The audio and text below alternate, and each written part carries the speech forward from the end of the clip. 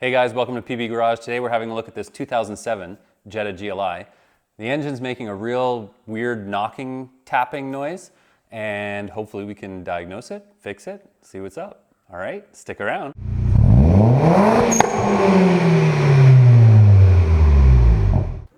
All right, a little bit of background information on this Jetta GLI. I picked this thing up for cheap. The mileage isn't crazy high. The issue, the guy was driving it, intermittent oil pressure warnings coming up, and more importantly, there's a really bad noise coming from the engine. Now, when I pull up VCDS, and I had unfortunately cleared the code, so there's no code stored here now. The only code that came up was a Camshaft position response time code, and I think I took a picture of it, so I'll put it on the screen now. But basically, from the research that I did online, it seems like that is just a symptom of low oil pressure. So basically, because you don't have the oil pressure, the cam adjuster doesn't respond quickly enough, and that's the issue. So in an effort to try to get to the bottom of this noise, what we're gonna do first is we're gonna start the engine, and I am going to grab a mechanic's stethoscope and check and see if I can locate where the sound is coming from a little bit more precisely, and at the same time, let you guys have a listen to what the noise is. So let's fire it up.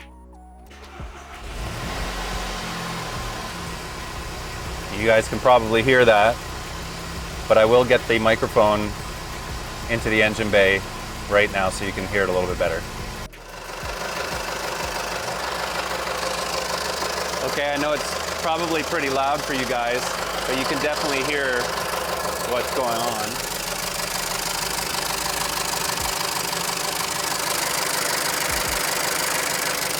So there you go, it's pretty loud. What I'm gonna do right now is grab my stethoscope and go have a poke around, and then I'll give you guys the results of that with the engine off so you can actually hear me.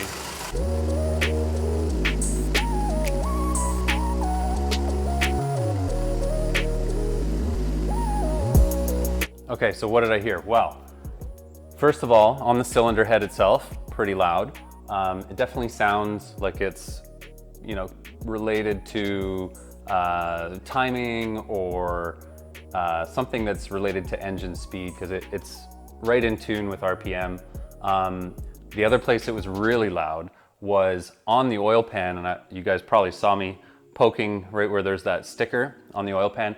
That's where it was super, super loud. So my first instinct is to think, well, maybe it's an oil pump and balance shaft assembly failure. We've seen that on the channel before, looking at Blake's Mk5 2.0T Audi A4, which is the same motor as this, or very similar anyways. And if you guys haven't seen those videos, go check them out. He's got a couple of great videos about removing the oil pump balance shaft assembly and deleting the balance shafts themselves. Many different options on how to resolve that situation. So I'm tempted to think that that's probably where the issue is going to be. That being said, some other stuff I want to check beforehand. I want to get the engine cover off, and I want to try and check the high pressure fuel pump and the cam follower, and possibly pull the valve cover off, inspect the cams, see if any of the cams are worn out and looking terrible, stuff like that.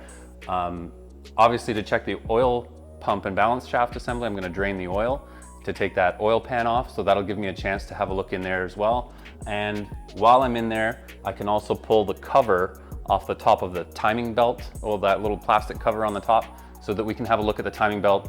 Not that that's gonna tell us much other than there's a timing belt there or not, and what kind of condition it's in, but you never know, you might see something wonky while you're in there, or it might give you a clue to something else. So that being said, let's get started. I'm gonna start by pulling that engine cover off and having a look at the top end of the motor, just because that's easiest to look at first, okay?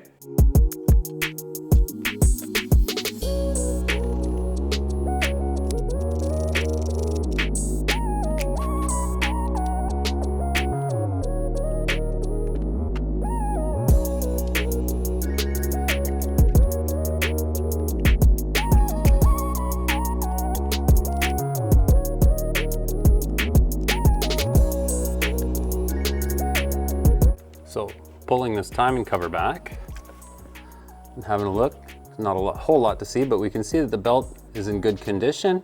Looks like it's been changed at some point. It's not the original belt, so that bodes well. No like crazy metal filings showing up anywhere or stuff like that. And now that this cover is loose, I can undo the rest of the bolts for this valve cover, flip it up and out of the way so we can have a peek.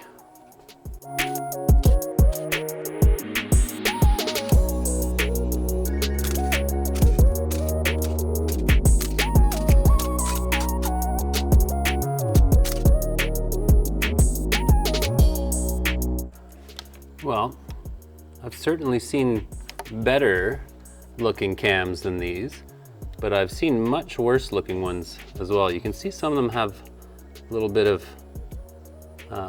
wear on them. You can see a little streak down the middle of that one, a little streak.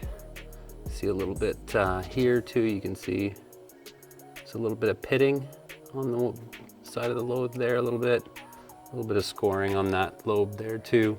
I mean, no smoking guns, certainly. I wouldn't expect, even with a little bit of, you know, with that pitting and stuff. It just looks like maybe the oil changes weren't kept up on this thing, or low quality oils and things like that. Definitely nothing that would make me think that it would make as much noise as it's making. So I think the next thing to check is our high pressure fuel pump here. I'm gonna pull the follower out and see if we can look down the board and look at the lobe on the cam as well.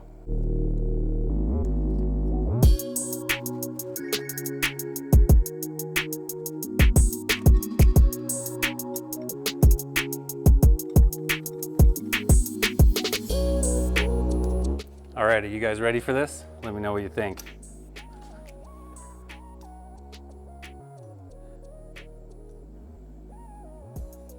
In case you're wondering, that should be solid, not have a hole in it. All right, now it's kind of hard to see in there, and have a look at the cam. Let's see. So you can definitely see some damage on the cam there, on the cam lobe for the high pressure fuel pump. It might be worth trying to find a cam at the junkyard in good shape to be able to replace this guy. Right now I'm looking at the flat in between lobes, and I'd like to spin it and see what the tip of the lobe looks like, because that's probably where there's going to be more damage. Now, before I do that though, I do still want to pull the oil pan and have a look at that oil pump and balance shaft assembly. So I'm going to do that now so we can see the bottom end, and then we can turn it over and see how everything's looking down there as well. All right, so I'm going to take you guys underneath here, but I'll show you guys what I'm going to do. So I've obviously already taken off the belly pan. That was just a bunch of T25 screws periodically around here, and then you kind of unclip it from the front here, pull it out. And what I'm going to do to remove this lower oil pan, I'm going to first drain the oil, okay? And then I'm gonna unhook this turbo oil drain. I'm gonna unbolt this boost pipe just about right here. There's a bolt holding that boost pipe to that lower oil pan. I'm gonna undo that guy. And then over here, there's a bolt right there for this boost pipe as well. Gotta undo that guy. We've got some bell housing bolts. So it's 1, 2, 3 bell housing bolts, and I think that's all of them.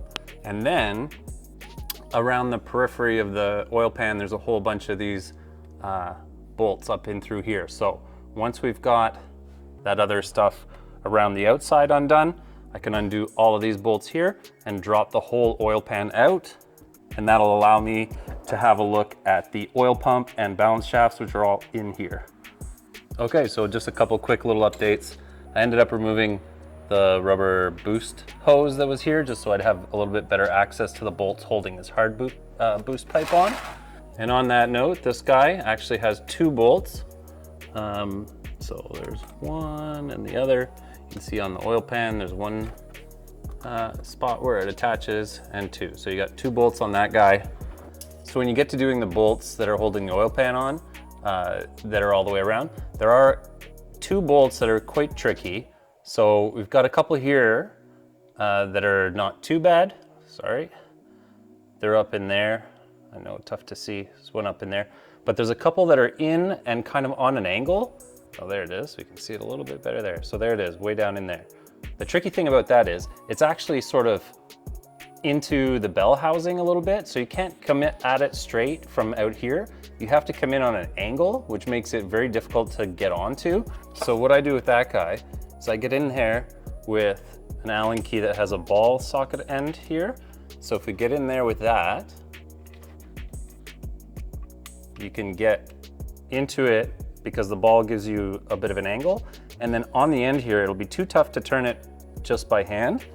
So the trick with that is if you get yourself a box end wrench and get that over your Allen key, then you can get in and hopefully, okay, this is gonna be a two-handed operation for me, but that's the idea. That'll give you the torque and let you get that bolt out.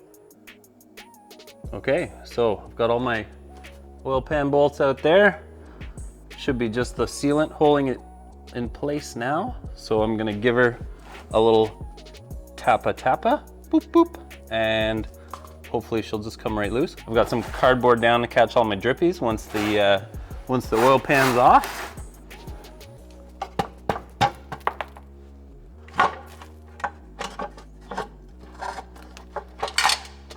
Oh, that doesn't sound good. What was that? What? This is exciting. All right, are you guys ready for this? Keep in mind, this car was running, okay? No oil pressure light.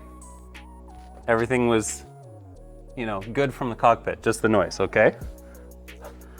So here's our oil pump, balance shaft assembly. What do we notice right off the hop? There's no chain on it. Where's our chain? You might be wondering. Oh, here it is in the oil pan.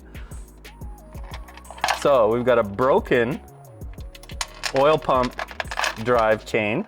We've got a broken, this is the bolt that holds the balance shaft or the oil pump. No, that's on the balance shaft drive, I guess. And if we have a look in here, so our oil pump drive chain tensioner's jammed here. What a mess. Never mind just the mess. How am I going to get that chain back on? I think I'm gonna have to pull the front of the motor apart, aren't I? That is a bummer. I was hoping I could just replace this unit. So there you go, guys. Answers that question of what's wrong, what's making that noise. I don't even, how did this thing even run? Like, was that chain like still going around until I took the oil pan off and it dropped in there, or like, or what? That is crazy. Well, I mean, it's been running like that for long enough. Look at the wear pattern on that tensioner pad. It's going across it like it was dragging. Oh man, that's so crazy. Well, on the bright side, not much of a mystery as to what's going on. We're gonna have to fix that, which, like I say, I think is gonna involve me taking those timing covers off to get that chain back on. So I'll have to take that crank pulley off, take the serpentine off, crank pulley off, this cover here with the front main seal, I think probably have to come off so that I can get the chain in there. How else would you do it? I think that's the only way. Well, I'm gonna have to do some research and get back to you guys on that one. So yeah, maybe we'll make it a two-parter. This will be episode 1, and you guys can catch up with me again in episode 2, where we're gonna throw in a new one of these oil pump balance shaft assemblies. I've got a couple of these pumps that I got from the junkyard sitting around, so I'm gonna modify one of those to get ready to put in here. And then I just gotta figure out how I'm gonna put a new chain on for that pump drive there, and we should be all set. So tune in later, and we'll catch you in the next one. Thanks, guys.